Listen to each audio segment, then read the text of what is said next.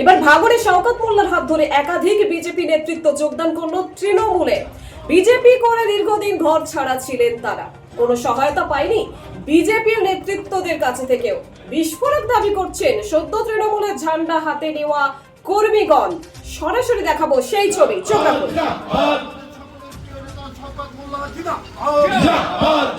প্রসঙ্গত রবিবার ভাঙড়ের বোদরা পোদ্দার গার্ডেনে ছিল ক্যানিং পূর্ব বিধানসভা কমিটির একটি সভা। সেখানে ভাঙড় পর্যবেক্ষক শওকত মোল্লার হাত ধরে বিজেপি ছেড়ে তৃণমূলে যোগদান করল ওই অঞ্চলের সক্রিয় বিজেপি কর্মীরা।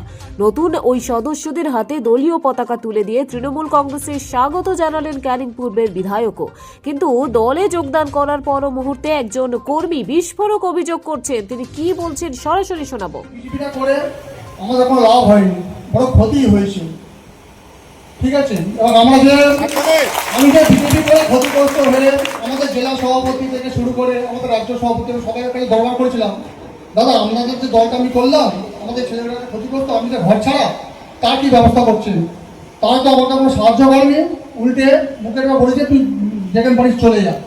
তো যাই হোক, মাননীয় আমাদের বিধায়ক শওকত মোল্লা সাহেবকে আমি ব্যক্তিগতভাবে খুব ভালোবাসি এবং পছন্দ করি।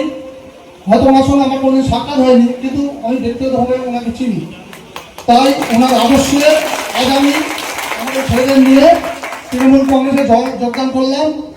আশা করি আমি আমার জীবন দিয়ে এই তৃণমূল কংগ্রেসকে সাহায্য করব এবং আগামী 26 সালে যে বিধানসভা ভোট আসছে সেই ভোটে এই আমাদের এমএলএ সাহেবকে যতটা বেশি মার্জিনে আমরা জেতাতে পারি, অন্তত আমি ব্যক্তিগতভাবে চেষ্টা করব।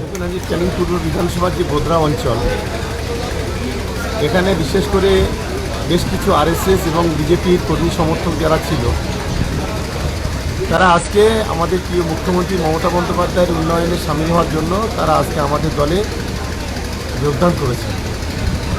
বর্তমানে সারা বাংলাতে যেভাবে বিজেপির উস্কানিতে সাম্প্রদায়িক দাঙ্গা সংগঠিত হচ্ছে এবং যেভাবে হিন্দু মুসলমানের বিভাজন হচ্ছে, সেই কারণে আজকে দলে দলে বিজেপির যারা কর্মী সমর্থক তারা তৃণমূল কংগ্রেসে যোগদান করছে। আমরা তাদেরকে দলের পক্ষ থেকে ওয়েলকাম জানাচ্ছি। কতজন মতো যোগদান করলেন, কাদের নেতৃত্বে আজকে প্রায় 40টি পরিবার, বিশ্বজিৎ আছে, অভিজিৎ আছে, বলাই আছে, এদের নেতৃত্বে প্রায় 40টি পরিবার আজকে তৃণমূল কংগ্রেসে যোগদান করছে। এরা কেন যোগ দিল, কিসের কারণে মনে হচ্ছে? এটাকে ভয় দেখিয়ে আনা হলো কি? না, একটা বিষয় তাদের সঙ্গে কথা বলেছিলাম, ওরা বলতে চাইছে যে যেভাবে বিজেপি বাংলাতে সাম্প্রদায়িক দাঙ্গা বাঁধাতে চাচ্ছে, যেভাবে ধর্মীয় উস্কানি দিচ্ছে, তাতে করে বিজেপির সঙ্গে থাকা আর বাংলাকে ধ্বংস করা সমান। সেই কারণে তারা একের পর এক তৃণমূল কংগ্রেসে যোগদান করছে। ব্যুরো রিপোর্ট, প্রতিটি বার্তা।